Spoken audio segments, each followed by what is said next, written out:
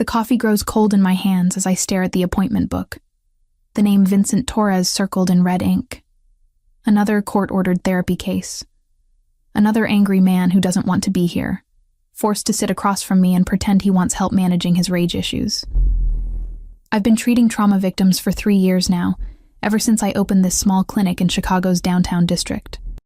The cramped waiting room smells perpetually of disinfectant and stale coffee, but the rent is affordable, and the location accessible to people who need help most. My grandmother Carmela always said I had a gift for reading people, for seeing through their masks to the broken pieces underneath. The clock on my desk ticks toward 10 o'clock. Through the thin walls, I can hear my colleague Dr. Martinez wrapping up his session next door. His patient's voice carries through the drywall. Another success story.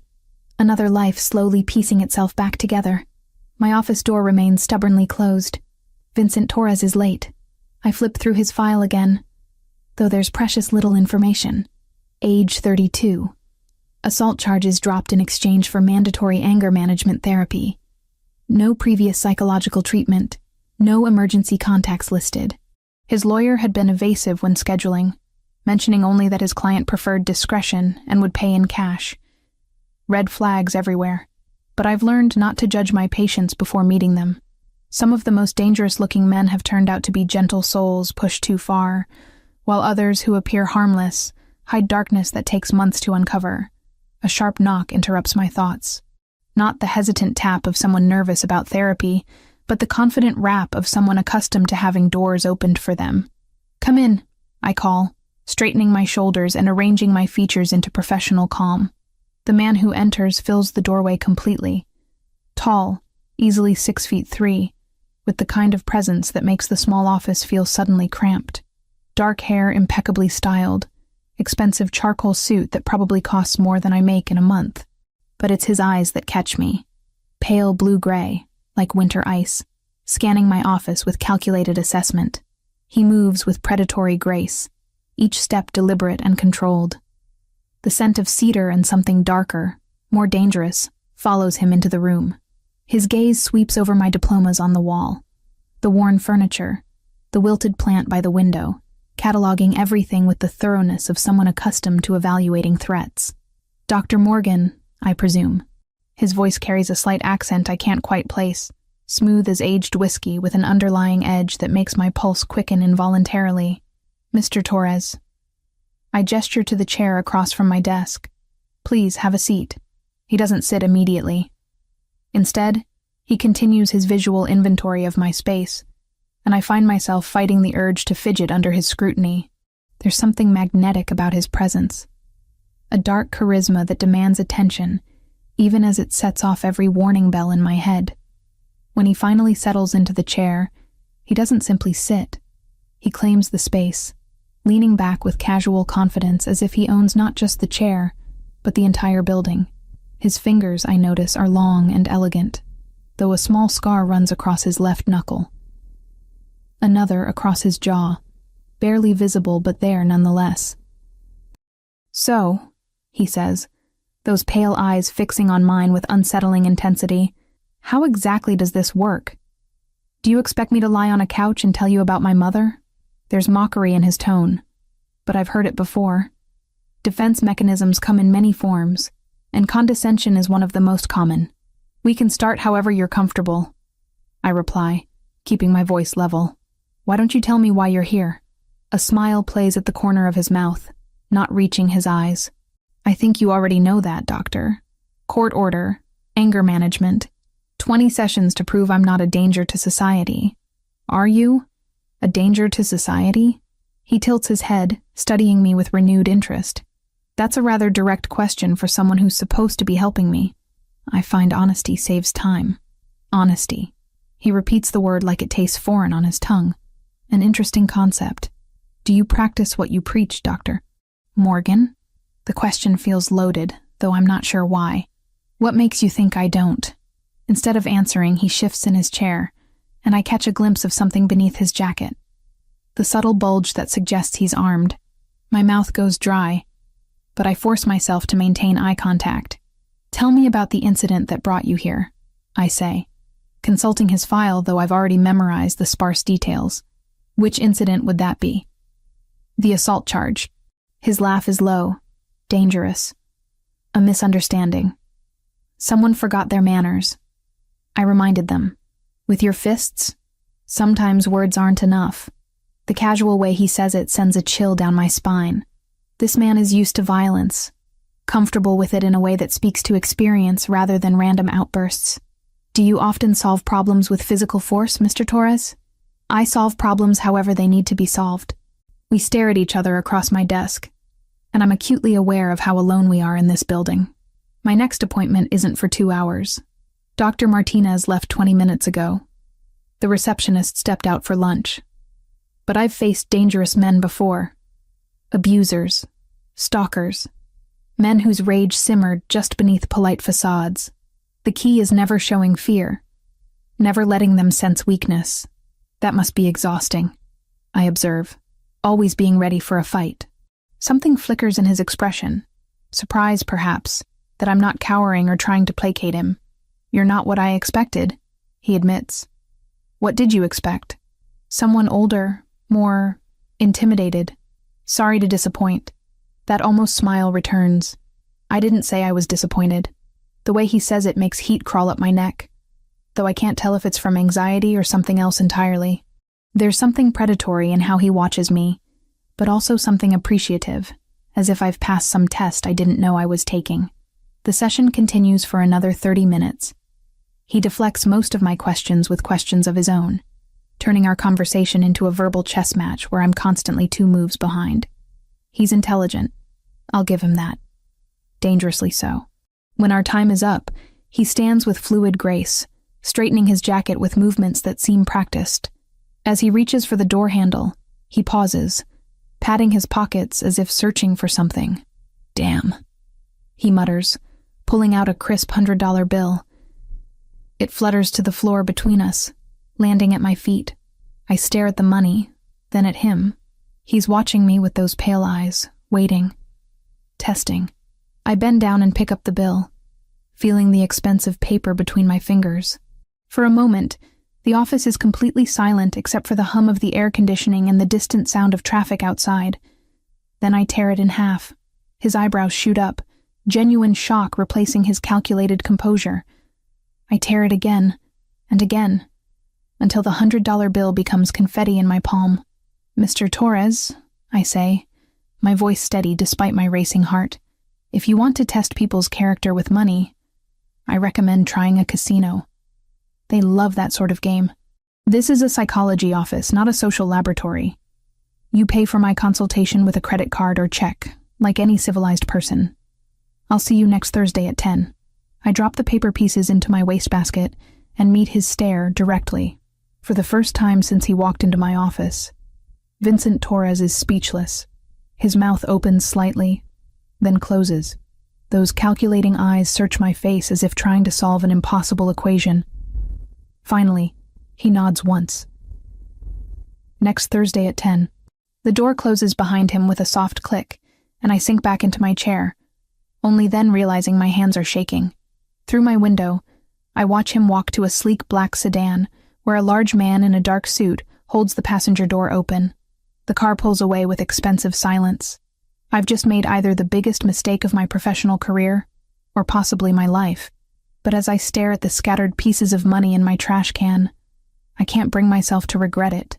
The flowers arrive on Tuesday morning, 3 days after our first session.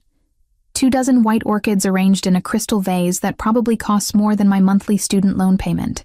The delivery man apologizes for the early hour, but I suspect Vincent Torres doesn't care about conventional etiquette. There's no card, but I know who sent them. The extravagant gesture screams of a man accustomed to buying his way out of problems, or into people's good graces. I carry the arrangement to the waiting room and set it on the side table where other patients can enjoy it.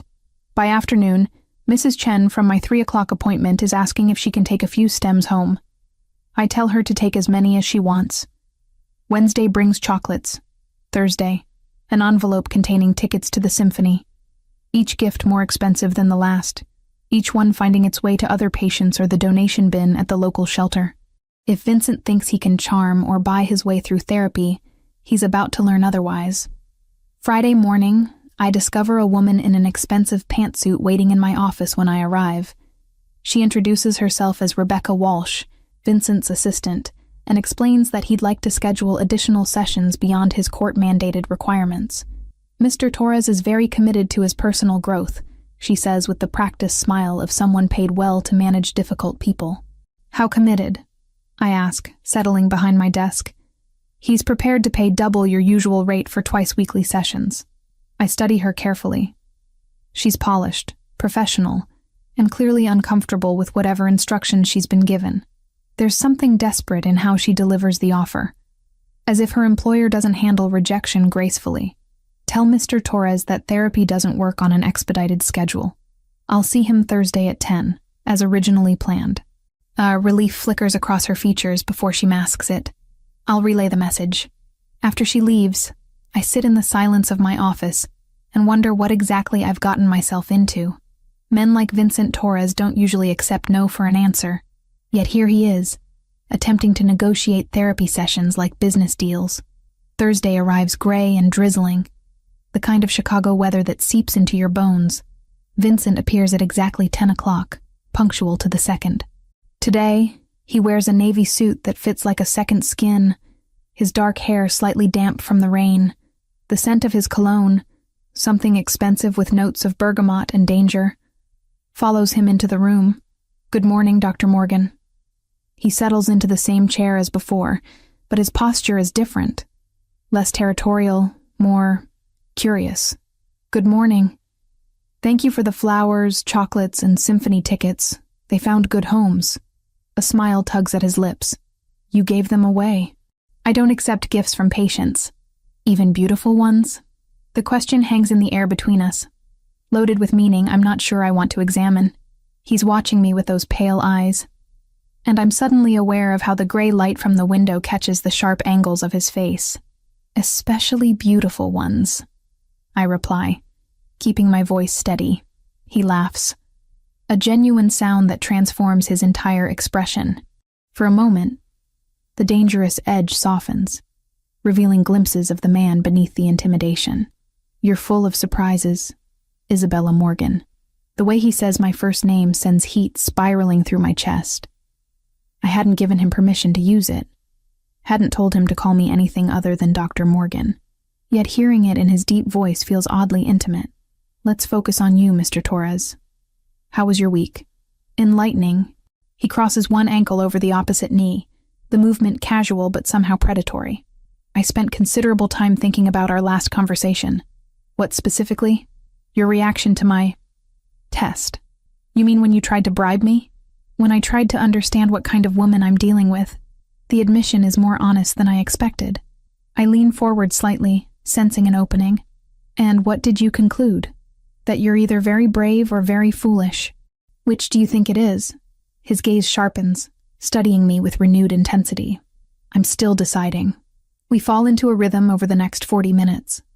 He tells me stories, supposedly hypothetical scenarios about business deals gone wrong, partnerships that ended badly, competitors who pushed too far. Each story is laced with violence, testing my reactions, probing for the limits of my professional composure. I listen without judgment, occasionally asking clarifying questions that make him pause and reconsider his narratives. Slowly, patterns emerge. Themes of betrayal, abandonment, the crushing weight of responsibility. Beneath the carefully constructed scenarios, I glimpse fragments of truth. In these hypothetical situations, I say during a lull, the protagonist often seems to be protecting something, or someone. Vincent's fingers still on the arm of his chair. What makes you say that? The violence isn't random. It's defensive, reactive rather than predatory. Perhaps the protagonist learned early that the world isn't kind to those who can't protect themselves. How early? The question catches him off guard. For a moment, his mask slips, and I see something raw and unguarded in his expression. Pain, quickly buried but not quickly enough. Hypothetically, if you prefer. 8 years old. The protagonist's mother died, and he learned that the people who promise to keep you safe often fail. My chest tightens at the vulnerability in his voice. This isn't hypothetical anymore. This is truth, offered like a gift, wrapped in razor wire. That's a heavy burden for a child to carry. Children adapt. They survive. Surviving isn't the same as healing. He's quiet for a long moment, those pale eyes distant. When he speaks again, his voice is softer. You talk as if healing is possible for everyone. Don't you think it is? I think some wounds are too deep to close completely, but they can stop bleeding. Our eyes meet across the desk and something passes between us. An understanding, fragile and dangerous. He sees that I'm not afraid of his darkness. And I see that beneath his carefully constructed armor lies a man who's been bleeding for 24 years. The moment stretches, electric with unspoken possibilities. I'm acutely aware of everything about him. The way his shirt fits across his broad shoulders, the slight curve of his mouth when he's thinking, the intensity of his gaze that makes me feel exposed and seen in equal measure. My pulse quickens, and I know I should look away, should re-establish professional distance. Instead, I find myself leaning closer, drawn by something I don't want to name. Vincent notices. His eyes darken, and I see his chest rise and fall more rapidly. The air between us thickens with tension that has nothing to do with therapy, and everything to do with the dangerous attraction crackling like electricity whenever he's near. Then my phone buzzes with a text, breaking the spell. I glance at it automatically. My next appointment confirming their time. When I look up, Vincent's expression has closed off again. Professional distance restored like a wall between us. Our time is up, I say, though I can hear the breathlessness in my own voice. He stands with that fluid grace I'm beginning to recognize, straightening his jacket with practiced movements. At the door, he pauses and turns back to me. Dr. Morgan? Yes? You're the first person who's ever told me wounds can stop bleeding. He leaves without another word, and I'm left staring at the closed door, my heart hammering against my ribs. Whatever this is between us, it's growing beyond my ability to control it. And the most dangerous part? I'm not sure I want to stop it. The Chicago Tribune lands on my kitchen table with a soft thud. Saturday morning, coffee steam curling around the business section headline that makes my blood run cold. Torino Industries closes multi-million-dollar development deal. Vincent Torres, Vincenzo Torino. The black and white photograph shows my patient shaking hands with city officials, his smile polished and professional. But it's the same face that's been haunting my thoughts for weeks. The same pale eyes that seem to see straight through every defense I've built. The same scar along his jawline that I've caught myself staring at during our sessions. I read the article twice, my coffee growing bitter as the pieces fall into place. Torino Industries. Real estate development. Ties to Chicago's Italian-American business community. The language is careful, diplomatic, but there are undertones. References to traditional family businesses, and old-world values that make my skin prickle with unease. My hands shake as I open my laptop and begin searching. The deeper I dig, the clearer the picture becomes. The Torino family has roots in Chicago dating back 3 generations. Legitimate businesses on the surface. Construction, restaurants, waste management. But underneath, whispers of connections that respectable newspapers won't print. Forum posts quickly deleted. Court documents sealed, investigators who suddenly transferred to other cases. By Sunday night, I've assembled a disturbing portrait. The Torino name appears in federal investigations dating back to the 1970s. Always peripheral, never central. Always protected by expensive lawyers and convenient alibis. The kind of family that throws charity galas while bodies wash up in Lake Michigan. Vincent Torres doesn't exist. He's a carefully constructed identity for a man whose real name carries weight I'm only beginning to understand. And I've been alone in a room with him for 3 weeks. I close the laptop and stare at my reflection in the black screen. 3 weeks of gifts and games and stories that I now realize weren't hypothetical at all. The violence he described, the betrayals, the protective instincts. All real, all dangerous. All sitting in my office every Thursday at 10 o'clock. Watching me with those storm-gray eyes while I pretend to help him manage his anger. Sleep evades me Sunday night. I lie in my small apartment, listening to sirens wail through the Chicago streets, wondering what kind of man I've been treating, wondering what he's capable of, wondering why the thought sends heat racing through my veins instead of the terror it should. Monday drags by in a haze of routine appointments, but I can't focus. Every patient seems like a pale shadow compared to the intensity Vincent brings to my office. Mrs. Chen talks about her anxiety, but all I can think about is the way Vincent's fingers curve when he's thinking. Mr. Rodriguez describes his depression, and I find myself remembering the rough timbre of Vincent's voice when he mentioned his mother. By Tuesday, I've convinced myself I imagined the danger. By Wednesday, I'm rehearsing speeches about professional boundaries and appropriate patient relationships. By Thursday morning, I've memorized a dozen different ways to confront him, each one more inadequate than the last. He arrives precisely on time, as always. Today he wears a charcoal suit with a silver tie that brings out the storm gray of his eyes. The expensive cologne, bergamot, and something darker, fills my office the moment he enters. The predatory grace, the way he commands space, the casual confidence that speaks of a man accustomed to having his orders obeyed, it all makes sense now. This isn't a successful businessman with anger issues. This is something far more dangerous. Good morning, Isabella. The use of my first name no longer surprises me, though it still sends heat racing through my veins like electricity through copper wire. Good morning, Vincenzo. He freezes halfway to his chair, those pale eyes sharpening with sudden attention. For a moment, the mask of Vincent Torres slips completely, revealing the predator underneath. His hand moves slightly toward his jacket before he catches himself, and I realize with a chill that he's armed. He's been armed every time he sat in my office.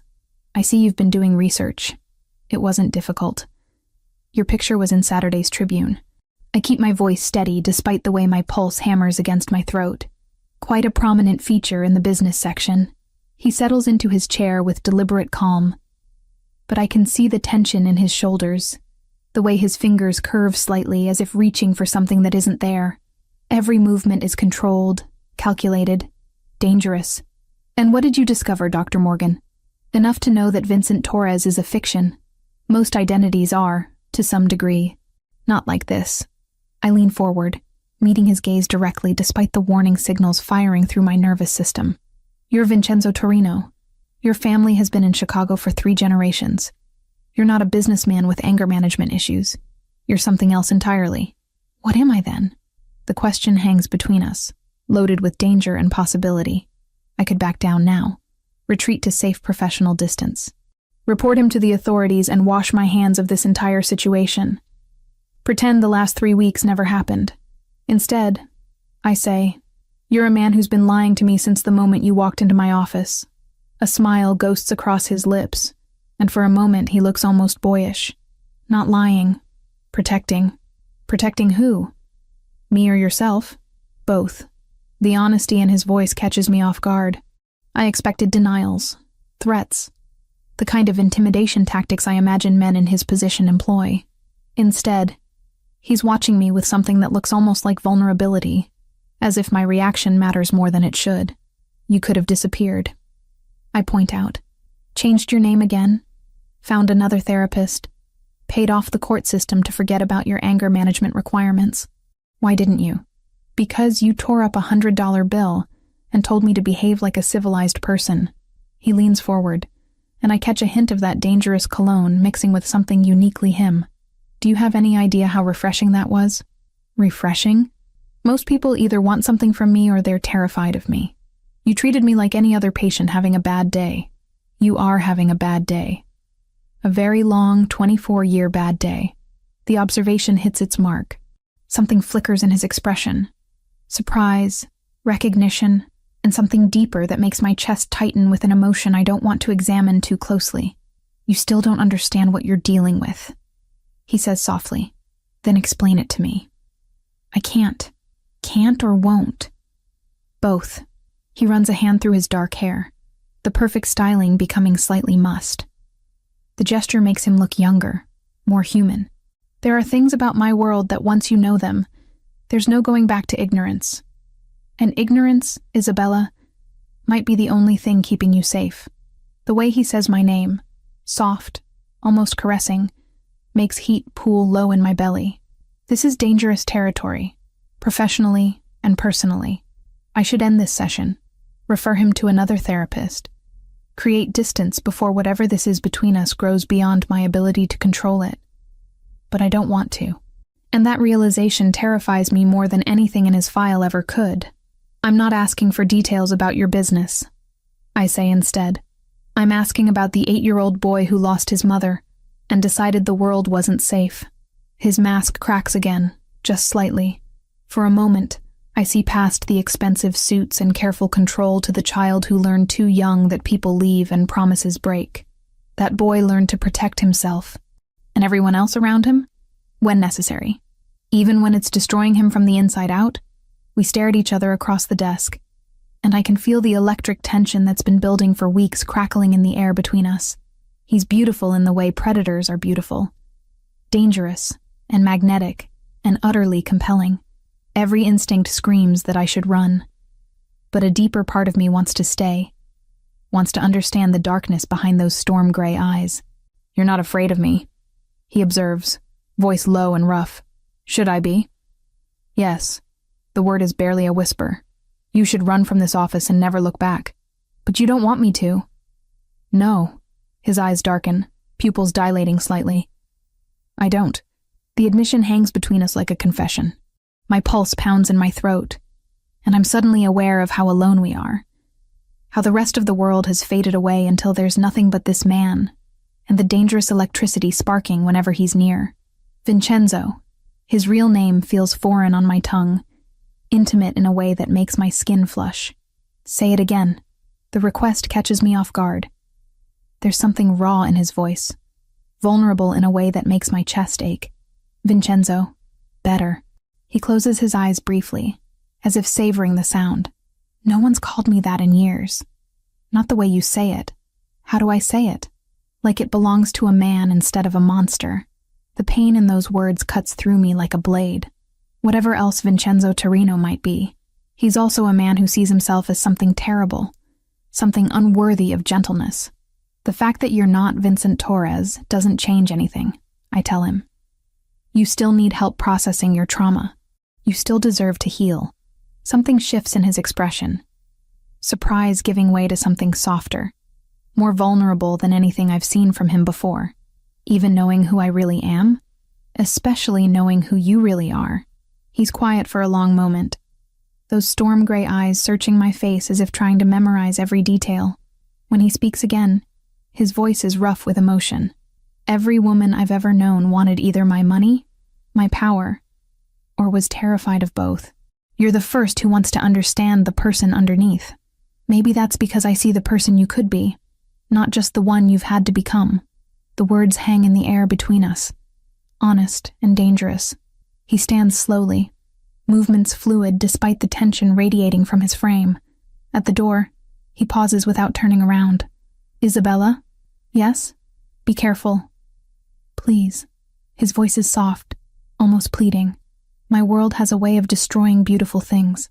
Then he's gone, leaving me alone with the echo of his words and the terrifying realization that somewhere in the last 3 weeks, Vincent Torres had stopped being just another patient and become something infinitely more dangerous. Something that might be worth the risk. The black sedan appears outside my apartment building on Friday evening, sleek and menacing against the amber glow of streetlights. I notice it from my 3rd-floor window as I water my small herb garden, the same ritual I've performed every evening for 2 years. But tonight, something feels different. The car sits too still, too perfect, like a predator waiting. I tell myself I'm being paranoid. Chicago is full of expensive cars, and this neighborhood, while not wealthy, isn't completely devoid of success stories. But my hands shake as I close the blinds. And I can't shake the feeling that whatever world Vincenzo belongs to has finally noticed my existence. The car is gone by morning, but the unease remains. I catch myself checking over my shoulder during my Saturday grocery run, scrutinizing faces in the produce section, wondering if the man reading a newspaper by the coffee shop is really interested in current events or something else entirely. By Monday, I've almost convinced myself it was nothing. Almost. That's when Rebecca Walsh appears in my office again. Her usual polished composure cracked around the edges. She closes the door behind her with more force than necessary, and I notice her hands trembling as she approaches my desk. Dr. Morgan, I need to speak with you about Mr. Torres. If this is about scheduling additional sessions... No. Her voice is sharp, urgent. It's about your safety. Ice floods my veins. I set down my pen carefully, forcing my expression to remain neutral despite the alarm bells screaming in my head. What do you mean? Rebecca glances toward the window, then back at me. There are people asking questions about Vincent's therapy arrangements. People who don't understand the nature of your professional relationship. What kind of people? The kind who don't ask politely. She leans forward, lowering her voice.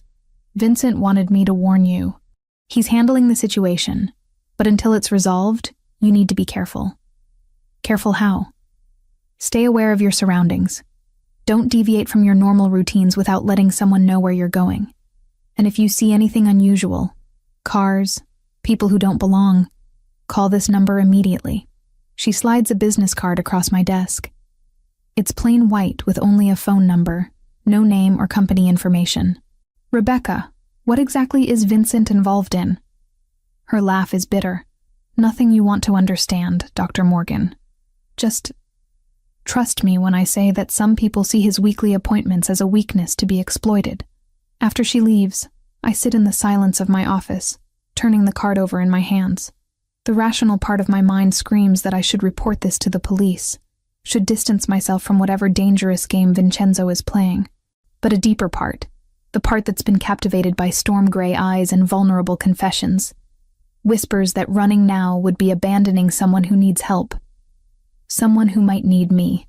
Tuesday passes without incident, but I find myself hypervigilant, cataloging every face, every car, every shadow that seems out of place.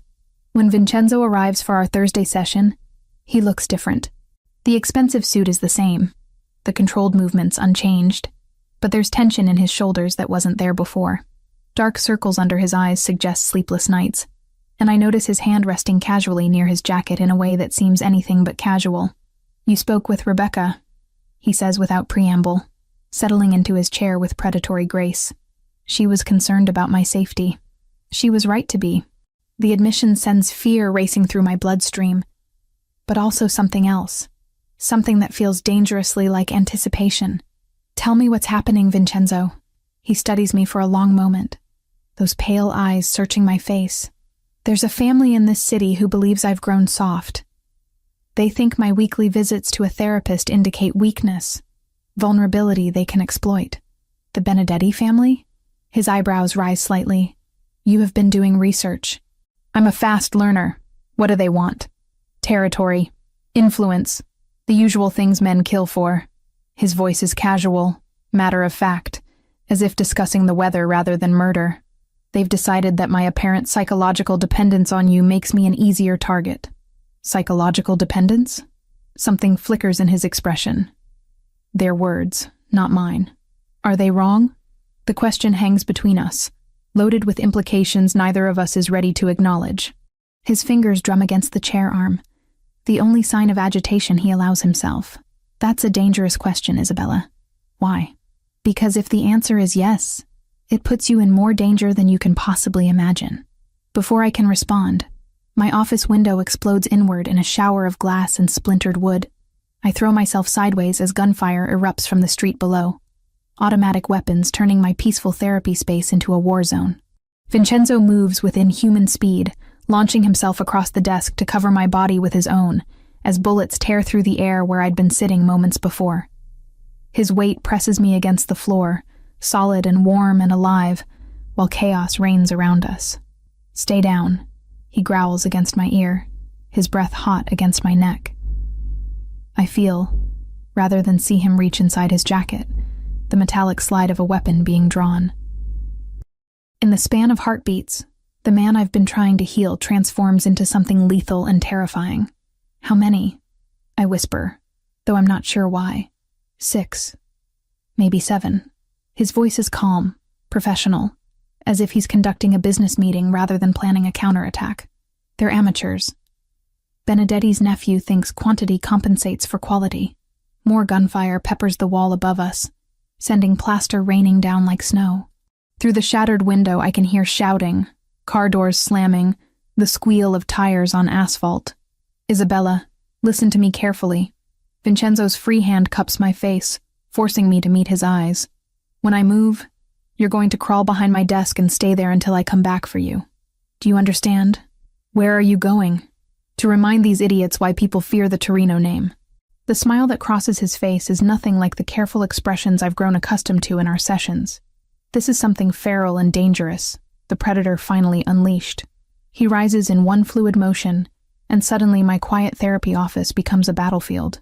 I catch glimpses of him moving through the chaos, rolling behind my bookshelf as bullets shred the leather volumes, returning fire with precision that speaks to extensive training, advancing on his attackers with the focused intensity of a man born to violence. The sounds are deafening. Gunfire, breaking glass, shouts in languages I don't recognize. But underneath it all, I hear Vincenzo's voice, cold and controlled, speaking rapid Italian into what must be a phone.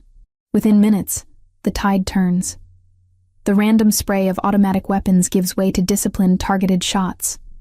Through the destroyed window, I see black sedans arriving like sharks drawn to blood, disgorging men in dark suits who move with military precision. The amateur gunfire stops abruptly, replaced by screaming, begging, the wet sounds of violence that make my stomach churn. Then silence. Vincenzo appears beside my desk, kneeling down to meet my eyes. There's blood on his shirt. Not his own, I realize with a mixture of relief and horror. And his hair is disheveled, but he's very much alive. Are you hurt? His hands move over me with gentle efficiency, checking for injuries. I shake my head, not trusting my voice. The adrenaline is beginning to fade, leaving me shaky and disoriented. Good. He helps me to my feet, steadying me when my legs threaten to give out. We need to leave, now. The police won't be coming. This will be handled internally. The casual certainty in his voice reminds me exactly who I'm dealing with. This isn't a man who relies on law enforcement for protection. This is someone who makes his own rules, enforces his own justice. As he guides me toward the door, I catch sight of the destruction. My office is barely recognizable. Furniture overturned, books scattered, my diplomas hanging askew on bullet-riddled walls. The small space where I've helped so many people heal has become a monument to violence. I'm sorry, Vincenzo says quietly, following my gaze. This is what my world does to beautiful things. But as we step into the hallway, his arm protective around my shoulders, I realize something that should terrify me, but doesn't. In the midst of chaos and gunfire, when men with automatic weapons were trying to kill us both, I felt safer in Vincenzo Torino's arms than I'd ever felt in my life. And that realization changes everything. The safe house sits in Lincoln Park, hidden behind tall hedges and wrought iron gates that look decorative but clearly serve a more serious purpose. Vincenzo's men move through the shadows like phantoms, their presence both reassuring and terrifying. I've been here for 3 days now. 3 days of trying to process what happened in my office while living in a world where armed guards are as common as housekeeping staff. The house itself is beautiful in an understated way. Hardwood floors, exposed brick walls, furniture that whispers expense without shouting it. Nothing like the gaudy mansion I'd imagined, but it's the small details that reveal its true nature. Bulletproof glass in the windows, reinforced doors, security cameras disguised as decorative elements. I'm examining a first edition Hemingway in the library when Vincenzo finds me. He moves silently, a skill I'm beginning to realize he's perfected over years of necessity. Today he wears dark jeans and a black cashmere sweater instead of his usual suit, the casual clothes doing nothing to diminish his commanding presence. How are you sleeping? His voice carries genuine concern, and I notice the dark circles under his eyes have deepened. Better than you, apparently. I close the book, running my fingers over the leather binding. When was the last time you slept more than 2 hours? Sleep is a luxury I can't afford right now. Neither is exhaustion when people are trying to kill you. A smile ghosts across his lips. Still trying to take care of everyone, even in a safe house surrounded by armed guards. It's what I do. I study his face, noting the tension in his jaw, the way his shoulders never fully relax. Besides, we never finished your session Thursday. I think circumstances called for a postponement. All the more reason to continue now, unless you'd prefer to process trauma through gunfights. He's quiet for a moment, those storm gray eyes searching my face. You realize what you're asking? To continue therapy sessions with a man whose world just tried to kill you? Your world didn't try to kill me. Your enemies did. There's a difference. Is there? The pain in his voice makes my chest ache. I stand, moving closer until I can see the flecks of silver in his eyes. Smell the cedar and bergamot cologne that's become as familiar as my own perfume.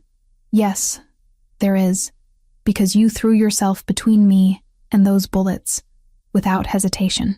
Because you're torturing yourself with guilt over something that isn't your fault. Because you're still the same man who lost his mother at 8 and learned the world wasn't safe. His jaw tightens. That man is dangerous to everyone around him. That man is in pain and deserves healing. Even if it costs you everything, the question hangs between us, loaded with implications that make my pulse quicken.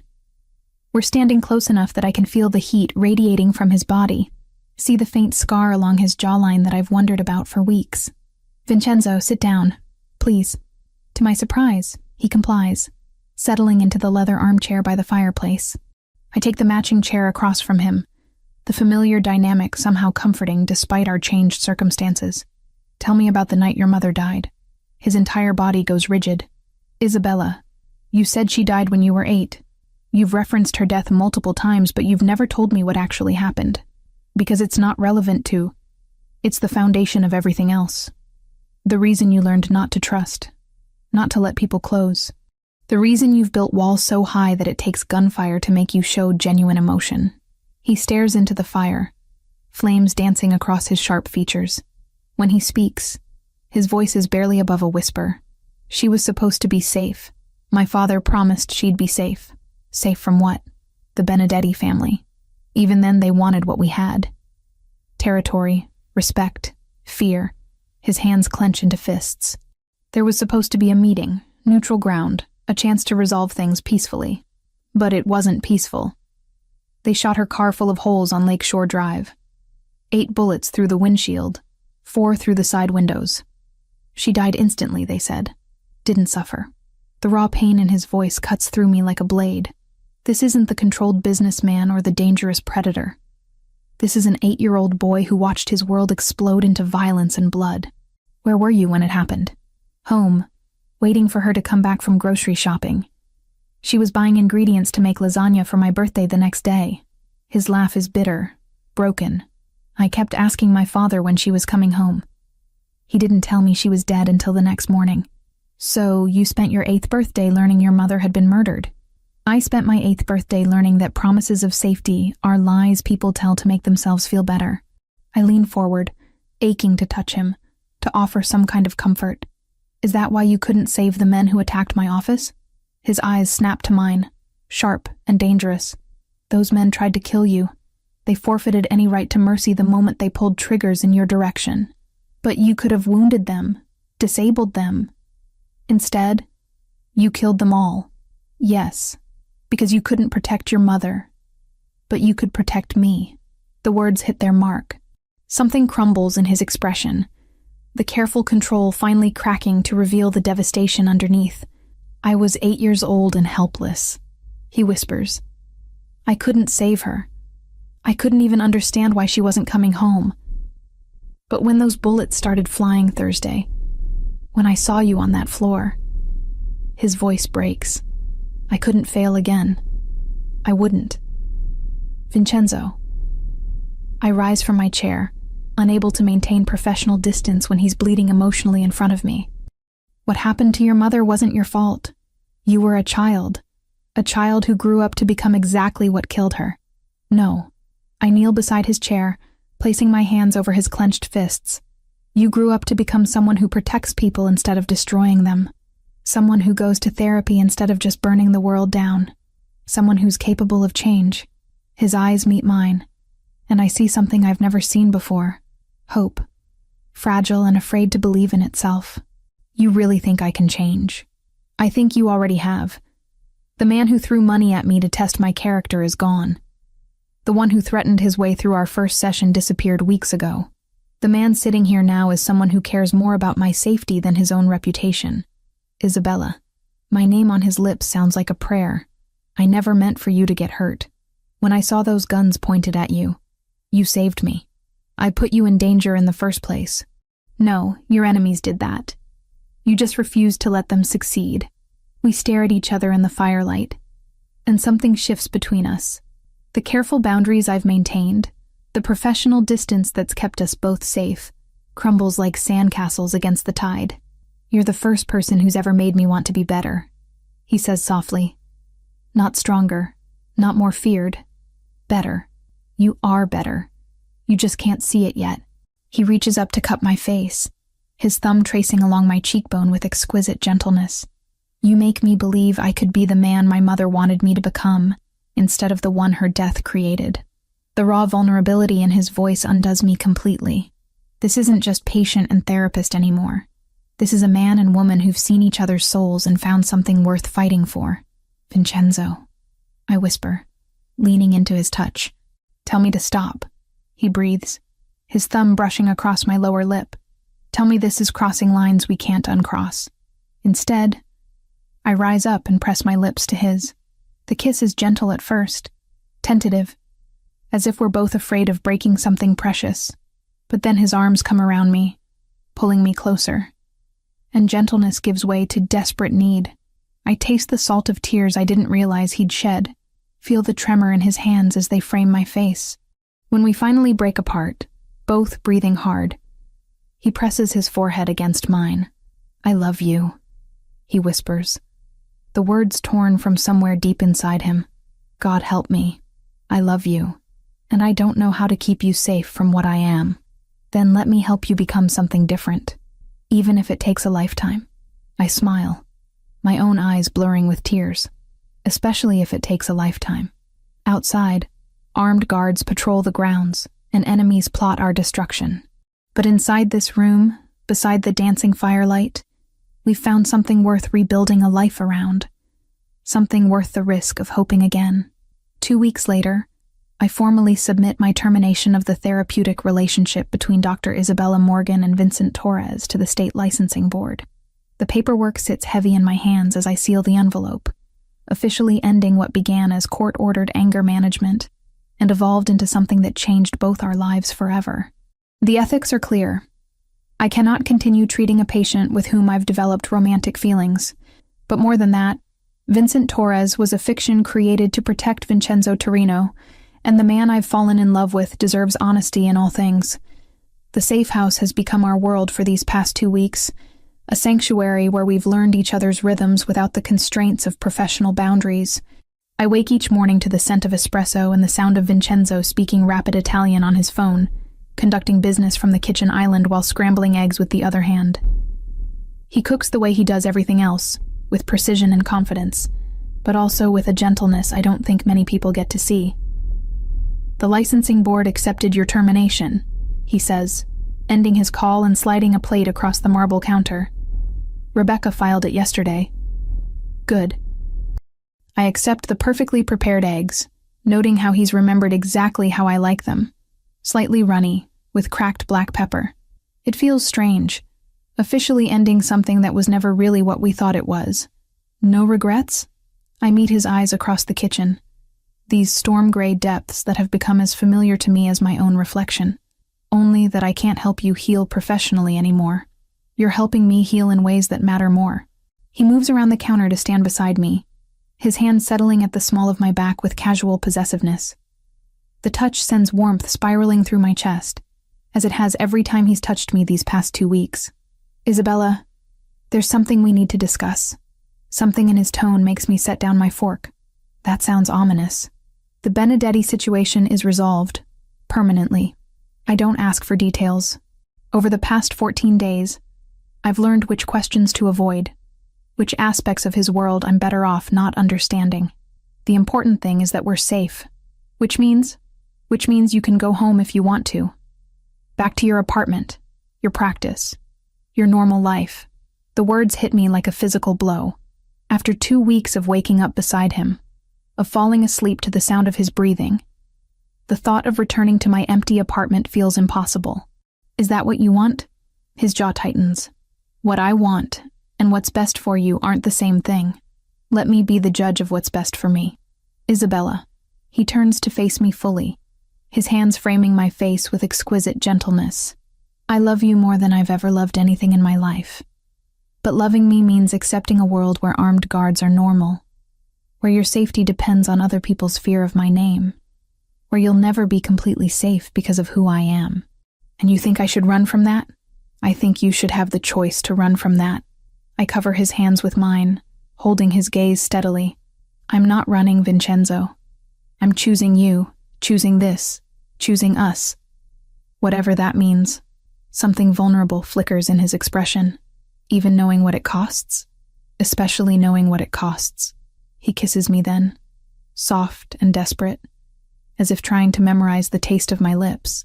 When we break apart, he rests his forehead against mine. There's something else, something I need to show you. An hour later, we're driving through Chicago's North Side in one of his more subtle cars, a silver BMW that screams money without advertising danger. The October air carries the scent of dying leaves and the promise of winter, and I find myself studying Vincenzo's profile as he navigates traffic with the same controlled precision he applies to everything else. We stop outside a building I don't recognize, modern glass and steel rising 12 stories into the gray sky. The ground floor displays are empty, but I can see the bones of what was once a thriving commercial space. What is this place? It was going to be a medical complex. High-end practices, private therapy offices, concierge healthcare. He parks and turns to face me. The developers ran out of money 6 months ago. I bought it last week. My heart starts beating faster. Why? Because you need a new office, and I want you to have exactly what you deserve. Not a cramped space with thin walls and broken security, but something worthy of the work you do. I stare at the building, then at him, overwhelmed by the gesture. Vincenzo, I can't accept something like this. It's too much. It's not a gift. It's an investment. His voice carries a note of uncertainty I've rarely heard from him. I want to be your partner in this. Not just romantically, but professionally. You could build something here. Help people the way you helped me. What are you saying? I'm saying that I want to fund a trauma recovery center. Your trauma recovery center. State-of-the-art facilities, a full staff of counselors and psychiatrists, sliding scale fees so anyone can afford help. Everything you've ever dreamed of building. The magnitude of his offer steals my breath. Why? Because you showed me that healing is possible, even for someone like me. Because the world needs more people who see broken things as worth fixing instead of throwing away. Because I want to do something with my resources that honors what my mother would have wanted instead of just avenging what she lost. Tears blur my vision as the full meaning of his words sinks in. This isn't just about giving me a new office. This is about transformation, about taking everything dark and violent in his world and channeling it toward something beautiful. Show me inside. The interior is a blank canvas, empty spaces waiting to be filled with purpose. But as we walk through the echoing halls, I can see it. Consultation rooms with comfortable chairs and soft lighting. Group therapy spaces designed to feel safe and welcoming. Offices for counselors specializing in everything from domestic violence to addiction recovery. The top 3 floors would be residential, Vincenzo explains, his voice echoing in the empty space. For patients who need intensive care, somewhere safe to heal without outside pressure. Like a safe house for broken souls? Exactly. We stop in what will be the main reception area. Floor-to-ceiling windows offering a view of Lincoln Park's autumn colors. I can imagine patients sitting here, gathering courage to face their traumas, supported by people who understand that healing is possible. There's one condition, Vincenzo says quietly. What? Some of my people. They carry wounds that can't be treated in traditional settings. Men who've done terrible things, who've been damaged by terrible things, who need help but can't risk exposure to law enforcement or conventional health care. I study his face, understanding the request beneath his words. You want me to treat members of your organization, only if you're comfortable with it, only if you think it's something you can do safely. But yes, There are people in my world who deserve a chance to heal, even if they can't seek help through normal channels. The ethical implications are staggering, but so is the potential impact. How many violent men might choose a different path if healing were available to them? How many cycles of trauma and revenge might be broken? They would have to be completely honest with me. No lies, no false names, no pretending to be something they're not. Agreed. And they would have to genuinely want help, not just be going through the motions to appease you or anyone else. Of course. And you would have to promise me that anything discussed in therapy stays confidential, even from you. Even if they tell me things about your business that you'd rather not have revealed. He's quiet for a long moment, and I know I'm asking him to surrender a level of control that goes against every instinct he's developed over 24 years of survival. Yes, he says finally. I promise.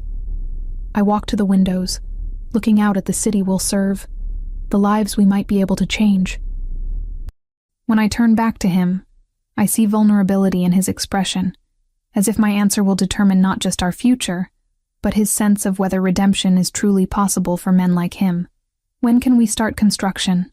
The smile that breaks across his face is like sunlight after a storm, transforming him from dangerous predator to the man I've fallen in love with. I'll make some calls. He crosses the empty space to pull me into his arms, and I let myself melt against his chest, breathing in the scent of cedar and bergamot that has become synonymous with safety. Isabella? Yes? I know this isn't the normal way relationships develop. I know there are things about my life that will never be conventional or safe or easy. Are you trying to talk me out of this again? I'm trying to make sure you know what you're choosing. I pull back to meet his eyes. I'm choosing the man who threw himself between me and bullets without hesitation. I'm choosing someone who wants to build healing centers instead of just building walls. I'm choosing you, Vincenzo Torino, exactly as you are, and exactly as you're becoming. He kisses me then, deep and claiming, a promise sealed with touch and breath, and the absolute certainty that whatever comes next, we'll face it together. Outside, Chicago hums with its usual chaos, traffic and sirens and the million small dramas of urban life. But inside this empty building, surrounded by possibilities and plans, we've found something precious enough to build a future around. I wake to darkness and the acrid smell of chloroform, clinging to my sinuses. My head throbs with each heartbeat, and when I try to move, zip ties bite into my wrists. The surface beneath me rocks gently. A boat, I realize with growing terror. Through the small porthole beside me, I can see the lights of Chicago's skyline glittering in the distance. Memory returns in fragments. The parking garage beneath our new building. The excitement of showing Vincenzo the architectural plans. The shadow that moved behind a concrete pillar just as something pressed against my face, chemical sweet and suffocating. I've been here before, in a way. Not physically, but psychologically. Every trauma victim I've ever treated has described this moment, the sudden understanding that control has been stripped away, that survival depends on intelligence rather than strength. Ah, the famous Dr. Morgan awakens. The voice carries a slight accent, different from Vincenzo's smooth Italian inflections. Russian, maybe, or Eastern European. I turn toward the sound and see a man silhouetted against the cabin lights, tall, lean, with silver-streaked hair and cold eyes that reflect the artificial illumination like a predator's. You must be Anton Benedetti, I say, keeping my voice steady despite the fear coursing through my veins. Very good. Your boyfriend has mentioned me, I take it. Former patient, I correct automatically, then immediately regret the distinction. Showing weakness to men like this is tantamount to suicide.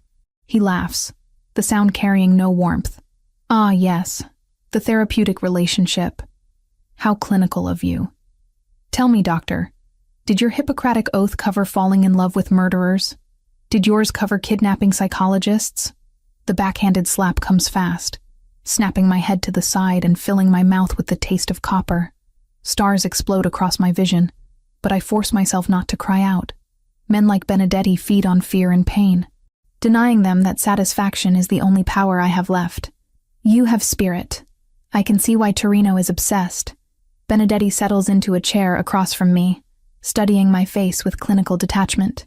He's destroyed 3 generations of my family's work because of you. Do you understand that? I understand that he defended himself when your people tried to kill him. Self-defense. Benedetti tastes the words like wine. Is that what he calls systematically dismantling my organization? Turning my own men against me? Offering them better terms to switch sides? This is news to me. In our 2 months together, Vincenzo has been careful not to discuss business operations in detail, protecting me from knowledge that could endanger us both. But it makes sense. He's too intelligent to rely purely on violence when strategy would be more effective. What do you want from me? I want to watch Vincenzo Torino break. Benedetti's smile is razor sharp. He spent 20 years building walls around his heart, convincing himself that caring about nothing makes him invincible. Then you walked into his life and undid decades of careful emotional architecture in a matter of weeks. So this is about revenge. This is about balance. He took my son, my nephews, my legacy. Now I take the one thing he values more than power. The casual way he discusses murder makes my skin crawl, but I force myself to think like a therapist. What drives a man like Benedetti? What psychological levers might I be able to manipulate? You're afraid, I observe.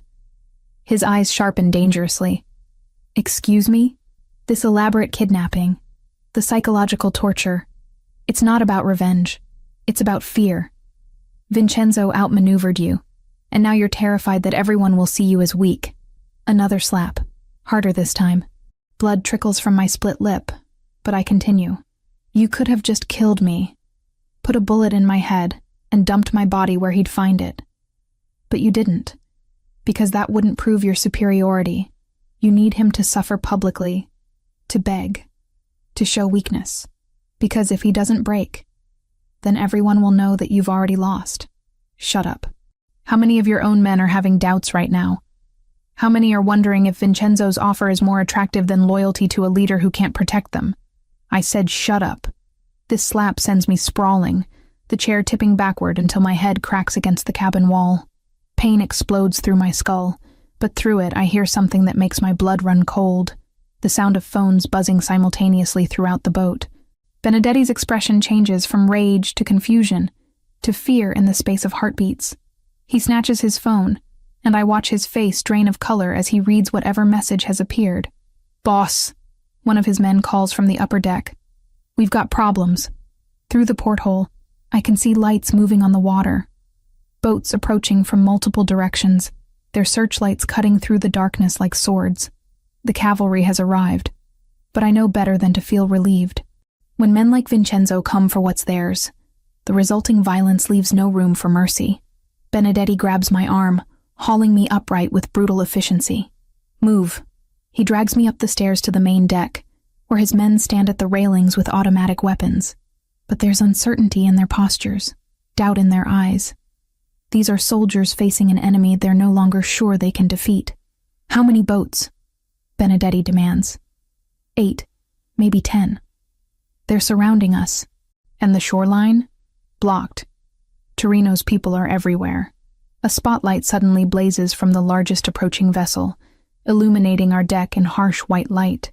Through the glare, I can see Vincenzo standing at the bow like an avenging angel, his dark hair whipping in the lake wind. Anton Benedetti, his voice carries across the water through electronic amplification, cold and implacable as winter. You have something that belongs to me. She belongs to herself, Benedetti shouts back, but I can hear the desperation beneath his bravado.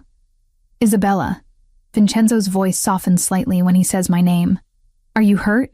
I want to answer, but Benedetti presses a gun to my temple, the metal cold against my skin. One word, and your brains decorate the deck, but I don't need to speak. The blood on my face tells Vincenzo everything he needs to know. Even from this distance, I can see his expression change. The controlled mask finally slipping to reveal something primitive and murderous. You shouldn't have touched her face, Anton. The quiet menace in those words makes several of Benedetti's men exchange glances. This is what I've been trying to explain. They're not just facing Vincenzo's anger, they're facing the wrath of a man who has nothing left to lose. Here's what's going to happen. Vincenzo continues, his voice carrying easily across the water. You're going to release Isabella, unharmed. In return, I'll allow you to live. You're in no position to make demands, Torino. I have your woman, and my men have enough firepower to turn your boats into driftwood. Look behind you, Anton.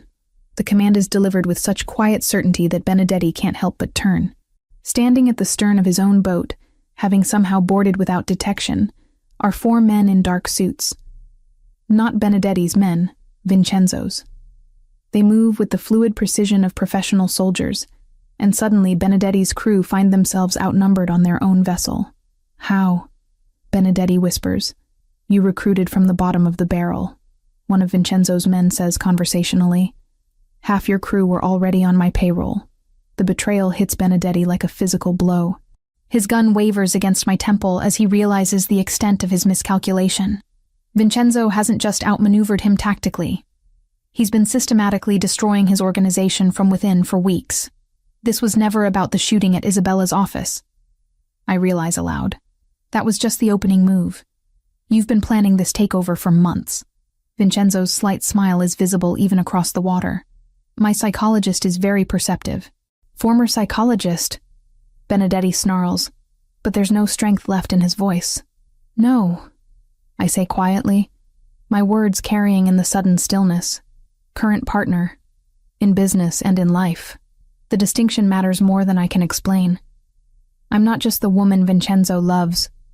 I'm his equal, his collaborator, someone who chose this world with full knowledge of its costs. And apparently, someone who's learned to manipulate dangerous men with nothing more than psychological insight and perfectly timed provocations. Anton, Vincenzo calls out. You have 30 seconds to release her before I demonstrate why people fear the Torino name. But I'm already moving. Years of treating violent patients have taught me to recognize when someone's grip on reality begins to slip. Benedetti's hand trembles against my temple, his breathing becoming rapid and shallow. He's about to do something desperate and stupid. You know what's interesting about men like you? I say conversationally, as if we're discussing the weather instead of my imminent death. You always underestimate the intelligence of your enemies. Especially female enemies. What are you talking about? The chloroform you used. You gave me just enough to knock me unconscious, but not enough to keep me under for the full trip. I've been awake for the last 20 minutes, listening to your men talk, learning the layout of this boat, counting exits and weapons. His grip tightens on the gun. So I know that the man behind you is having doubts about your leadership. I know that your ammunition is running low because you spent most of it on that failed attack at my office. And I know that 3 of your remaining men are texting with Vincenzo's people, negotiating the terms of their surrender. The last part is a guess, but Benedetti's expression tells me I've hit the mark. Paranoia wars with rage in his eyes as he glances around at his own men, no longer sure who he can trust. You're lying. Am I? Check your phone, Anton. See how many of your loyal soldiers have been feeding information to Vincenzo for weeks. He makes the mistake of looking away for a split second, reaching for his phone with his free hand. It's all the opening I need. I drive my elbow backward into his solar plexus, while simultaneously dropping to my knees, breaking his grip on both me and the weapon. The gun skitters across the deck as Benedetti doubles over, gasping for air. By the time he recovers, Vincenzo's men have secured the entire vessel, and the man I love is striding across the deck toward me with murder in his storm-gray eyes. Isabella. He kneels beside me, his hands gentle as they check for injuries. Are you hurt? Nothing that won't heal. I manage, though my head still throbs and my wrists are raw from the zip ties. He cuts through my restraints with a knife that appears from somewhere inside his jacket, then helps me to my feet. Only then does he turn his attention to Benedetti, who's been forced to his knees by 2 armed guards. 24 years, Vincenzo says quietly. 24 years I've been waiting for this moment. For revenge? I ask. For justice. The distinction matters to him, I realize. This isn't just about satisfying bloodlust.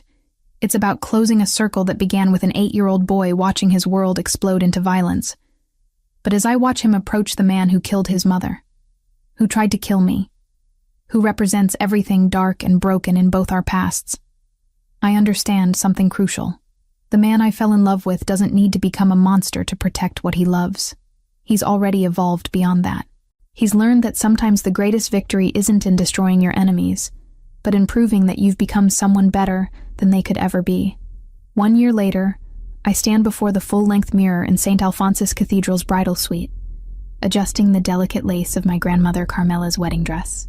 The ivory silk fits perfectly after months of careful alterations, and the antique pearl necklace Vincenzo gave me catches the afternoon sunlight streaming through Gothic stained glass windows.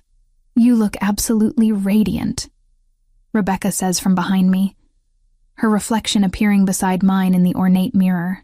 She's been invaluable this past year, helping coordinate not just our wedding, but the complex logistics of launching the Torino Center for Trauma Recovery. Today, she serves as my matron of honor, though I suspect her real role is ensuring everything runs with the precision Vincenzo demands in all aspects of his life. I look nervous. I counter, though I can't stop the smile spreading across my face. Terrified, actually. Of marrying him or of the wedding itself? Neither. I'm terrified of how happy I am.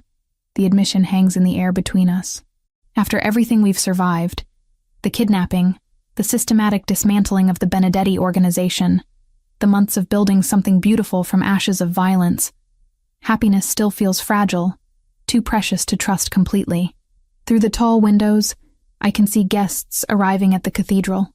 The guest list reads like a who's who of Chicago society, mixed with faces that would make federal prosecutors take notice.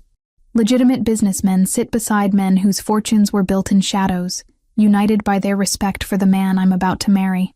The Torino Center opened 6 months ago, housed in the same building where Vincenzo first showed me his vision for our future. The results have exceeded even my most optimistic projections. We've treated over 200 patients, from war veterans struggling with PTSD, to domestic violence survivors, to members of various organizations who needed healing, but couldn't seek it through traditional channels.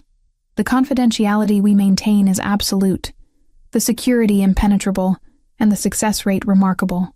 Vincenzo kept his promise about letting me treat his people without interference. In fact, he's become one of my greatest success stories, though I can no longer be his therapist.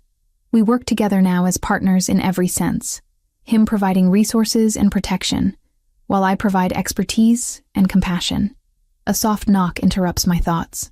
My heart skips, hoping it's Vincenzo, despite the superstition about seeing the bride before the ceremony.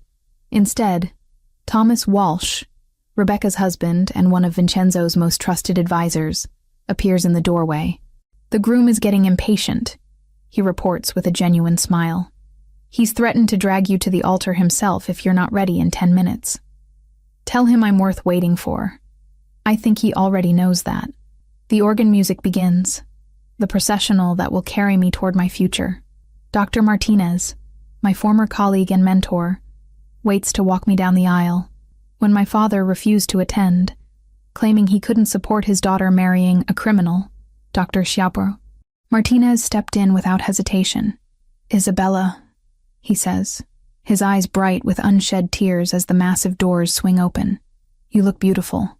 The cathedral's interior reveals itself in all its Gothic splendor. Every pew is filled, hundreds of faces turning toward us with smiles and tears, and the kind of joy that accompanies witnessing true love triumph over impossible odds. But I only have eyes for the man standing at the altar. Vincenzo wears a midnight blue tuxedo that transforms him into something even more devastating than usual. His dark hair is perfectly styled, his posture commanding even in this moment of vulnerability. When our eyes meet across the length of the cathedral, his carefully controlled mask finally slips completely, revealing wonder and love and gratitude so profound it takes my breath away. The walk down the aisle feels both eternal and instant. Every step carries me away from the woman I was, toward the woman I'm becoming. Past patients smile from the pews, colleagues from the medical community nod their approval, and members of Vincenzo's organization watch with the respect due to their future boss's wife. When I finally reach the altar, Dr. Martinez places my hand in Vincenzo's with a gentle smile. The contact sends electricity up my arm, the same spark that's existed between us since that first session when he tried to bribe me with $100 bills. "You're beautiful," he murmurs, for my ears alone. "You're not bad yourself." The priest begins the ceremony. his words echoing in the vaulted space. But I'm lost in Vincenzo's storm-gray eyes. I see our entire journey reflected there. The cautious beginning, the dangerous middle, the explosive resolution, and now this perfect moment of peace. When it comes time for vows, Vincenzo produces a folded piece of paper from his jacket pocket. His hands shake slightly as he unfolds it, and I realize this is the first time I've seen him nervous about anything. "Isabella," he begins, his voice carrying clearly through the cathedral despite his nerves. "A year ago, you tore up my money and told me to behave like a civilized person. You had no idea you were talking to a man who'd forgotten what civilization looked like." Gentle laughter ripples through the congregation, warm and approving. "You showed me that healing is possible, even for someone who'd built his life around violence and control. You taught me that strength isn't about how much fear you can inspire, but about how much love you can protect. You proved that some things are worth changing for, worth fighting for, worth risking everything to keep safe." My eyes fill with tears as his words wash over me, each one carefully chosen and deeply meant. "I promise to spend every day of our life together becoming the man you see when you look at me. I promise to protect not just your body but your dreams, your work, your beautiful heart that sees hope in broken things. I promise to love you with the same intensity I once reserved for revenge, and to build something beautiful with you from the ashes of everything dark in my past." He folds the paper, his eyes never leaving mine. "You tamed me, Isabella Morgan. Not through force or manipulation, but through love so pure it transformed everything I thought I knew about myself. Thank you for seeing the man I could become instead of just the monster I was. When it's my turn, I don't need notes." The words come straight from my heart, flowing as naturally as breathing. "Vincenzo, when you walked into my office that first day, you were broken, but you were also brave enough to keep coming back, honest enough to let me see your wounds, strong enough to do the hard work of healing. You taught me that love isn't about fixing someone. It's about choosing to grow together, to face the darkness as partners, to build something stronger than either of us could create alone." I reach up to touch the scar along his jawline, a gesture so familiar now it feels like coming home. "I choose you, not despite your past, but because of how you've transformed it into something meaningful. I choose this life we're building together, this work we're doing, this love that's turned both of us into better versions of ourselves. You didn't need taming, my love. You just needed someone who could see your true nature and love it completely." The priest pronounces us husband and wife, and when Vincenzo kisses me, the cathedral erupts in applause and cheers, but I barely hear it over the sound of my own heartbeat, over the whispered, "I love you," he breathes against my lips. The reception flows seamlessly at the Torino family estate, a sprawling mansion on Lakeshore Drive that speaks to old money and older traditions. Tables laden with Italian delicacies fill the gardens, while a string quartet plays classical music that mingles with laughter and conversation in multiple languages. I dance with my new husband under strings of lights that turn the evening into something magical. His arms around me feel like safety and adventure combined, promise and fulfillment in perfect balance. "Any regrets?" he murmurs against my ear as we sway to the music. "Only that we can't do this every day. The wedding or the marriage? The moment when I get to choose you all over again." Later, after the cake has been cut and the heartfelt toasts have been made by both his family and mine, we slip away from our own reception to walk along the lake. The lights of Chicago sparkle across the water like fallen stars, and I can see the building that houses our treatment center glowing softly in the distance. "What are you thinking about?"